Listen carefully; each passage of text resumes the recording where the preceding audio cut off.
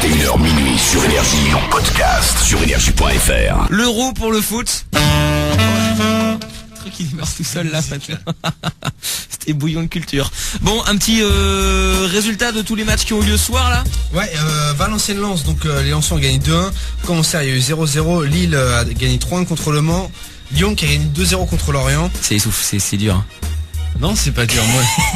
Monaco qui a gagné 1-0 contre les Sochaliens. Excuse-moi, c'est quoi l'équipe qui a gagné? PSG Metz. PSG Metz, ouais. Et combien? Ouais. Ah, bah dis-le. Ah bah 3-0. 3-0. 100 euros. Hein. Ouais. 3,5 à rien. Tu vois qu'il est bourré, j'ai dit 100 euros. En temps normal, il aurait pas rigolé. Ça lui aurait fait mal au cul quand même. Une fois que c'est passé, maintenant je vais te donner. Rennes-Nice un partout. Strasbourg a gagné 2-0 contre les Toulousains et Nancy-Marseille un partout. Très bien. Et puis après, on va prendre des matchs aussi, mais très loin. Comment ça, des matchs très loin? Bah oui. Ah oui, non, pardon. On commence par les transferts d'abord. On va la canne après. Il y a une signature imminente, mais on ne sait pas si ce sera à Marseille ou à Paris. C'est Elliot Grandin, c'est l'attaquant de Caen qui a annoncé dans les deux clubs. Il y a une petite préférence pour l'OM quand même. Il y a Gallardo le Parisien. Je t'interromps encore une fois, mais parce que là, je viens juste d'y penser en fait. C'est-à-dire que ouais, 3-0, blablabla.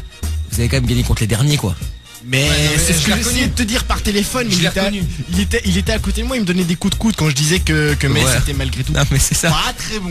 Voilà. Non mais attends, franchement, est-ce que c'est l'année dernière ils étaient en L2, cette année ils sont derniers de la L1, l'année prochaine ils seront en L2. Je suis d'accord, on a gagné 3-0, mais c'est ce que j'ai dit à Jack, en même temps c'est Metz. Oui, non, il l'a dit. Voilà. C'est-à-dire que pendant toute une partie de la deuxième mi-temps, ils sont pas non plus foulés Paris. Il n'a jamais donné le classement de ce club. C'est vrai. En même temps, c'est Metz, c'est autre chose que de dire en même temps c'est les derniers. Je pense que c'était les derniers, mais bon. Ce qui est plus parlant quand on parle de Metz, c'est de donner le nombre de victoires cette saison. Non, mais il y en a eu qu'une, je crois. Voilà, c'est déjà pas mal. Ouais. Peut-être. Bon, on en était où avec l'OM là, c'est ça? Non, maintenant c'est avec Paris, c'est Gallardo le Parisien qui signe à Washington DC United. On pensait que c'était au Los Angeles, en fait c'est à Washington. Contre Hillary Clinton alors. Pourquoi? Je sais pas, Washington DC machin. Hein? Ouais, non, j'en sais rien. C'est quoi le club où il signe? Bah Washington. Ah, c'est ça. Ah, mais quel rapport avec? Non, c'est pas grave, laisse tomber. D'accord, ok.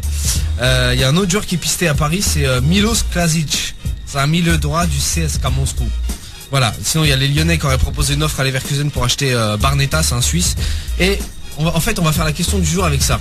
Quel est le prénom de Monsieur Barnetta qui joue à Leverkusen? Ou combien de bières a bu le roux?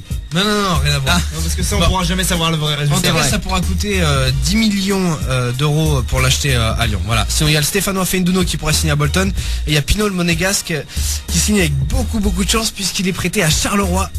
Au moins, quand il sera en dehors des entraînements, il pourra profiter de cette magnifique ville. Ouais. Les plus belles villes de Belgique, je le rappelle. La plus belle. Bon, il y a l'Esplanade, c'est bien, hein. Ouais, Grand parking.